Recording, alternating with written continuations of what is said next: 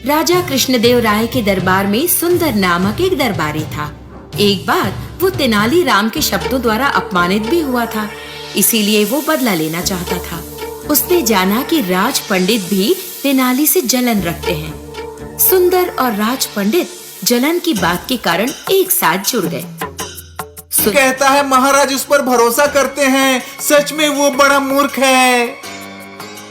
तेनाली बहुत चतुर है, उसके काम बुद्धिमानी के हैं, इसलिए राजा उसे पसंद करते हैं। आप हमारे राज्य के राज पंडित हैं, लेकिन आपका भी वो कदर नहीं करता। ये मैं भी जानता हूँ। तेनाली को मूर्ख बनाना चाहिए।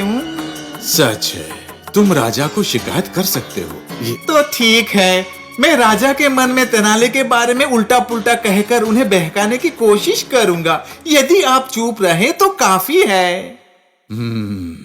तुम जैसे चाहो। महाराज, तेनालीराम एक बेईमान आदमी है। वो हमारे राज्य के लोगों को मूर्ख बना रहा है और उनसे उत्कुच ले रहा है। मंत्री, यदि आपको किसी के बारे में शिकायत करना है तो राज दरबार में कर सकते हैं। मैं तुरंत पूछताछ करूंगा। अब तुम जा सकते हो। मंत्री शर्मिंदा होकर चला गया, लेकिन राजा गहरे विचार में खो गए। आजकल ये सुंदर तेनालीराम के बारे में बहुत सी शिकायत कर रहा है। शायद ये सच हो। कल मैं राज दरबार में इस बारे में पूछताछ करूंगा। तो राजा ने तेनाली को बुलाया। तेनाली, आजकल मैं तुम्हारे बारे में बहुत शिकायत सुन रहा हूँ।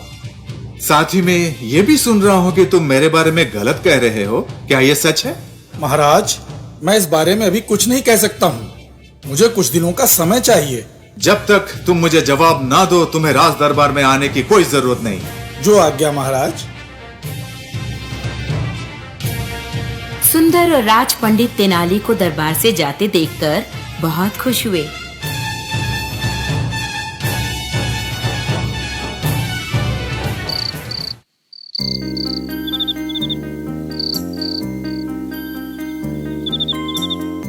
उस रात तेनाली राजा को राज पंडित के घर ले गए। उन्होंने खिड़की के पीछे छिपकर राज पंडित और सुंदर की बातचीत सुनी। गुरुजी, हमारे महाराज बहुत भोले लगते हैं। मैंने उन्हें तेनालीराम के बारे में जो भी बताया था उस पर उन्होंने भरोसा कर लिया। बस देखते जाइए, कुछ ही दिनों में तेनालीराम को मैं इस राज्य से बाहर फेंक दूंगा। राज पंडित ने कुछ कहा तो नहीं, लेकिन उन्होंने सुंदर को कुछ कहने से मना भी नहीं किया। राजा सुंदर की योजना अब जान गए और वहां से निकल गए। महाराज, अब तो आपको पता चल गया ना कि ये मुझे फंसाने का षड्यंत्र था। हाँ तेनाली, लेकिन तुम्हें पंडित को सुंदर के बुरे प्रभाव से बचाने के लिए कुछ करना चाहिए। अवश्य महाराज।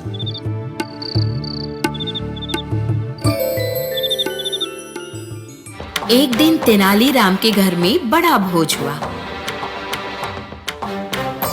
उन्होंने भोज में राज पंडित और सुंदर को भी बुलाया था। खाना खाते समय तेनाली सुंदर के बाजू में बैठ गए।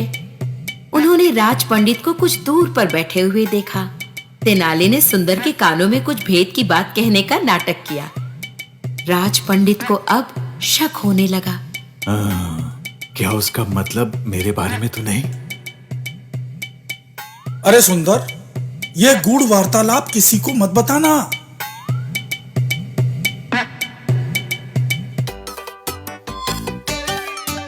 तेनाली ने तुम्हें कौन सा भेद बताया? उसने कुछ नहीं कहा, बस दिखावा कर रहा था। राज पंडित सुंदर पर शक करने लगा। आज से मैं कभी उससे दोस्ती नहीं रखूंगा। इस विचार के साथ राज पंडित उस जगह से गया और उसने सदा के लिए सुंदर की दोस्ती भी छोड़ दी। ओह तेनाली, तुमने अपने उत्तम विचार से सुंदर और राज पंडित को अलग किया है। बहुत बहुत शुक्रिया। मैंने बीच महीने गलतफहमी पैदा कर दी। बस इस गलतफहमी ने ही दोनों की दोस्ती तोड़ दी।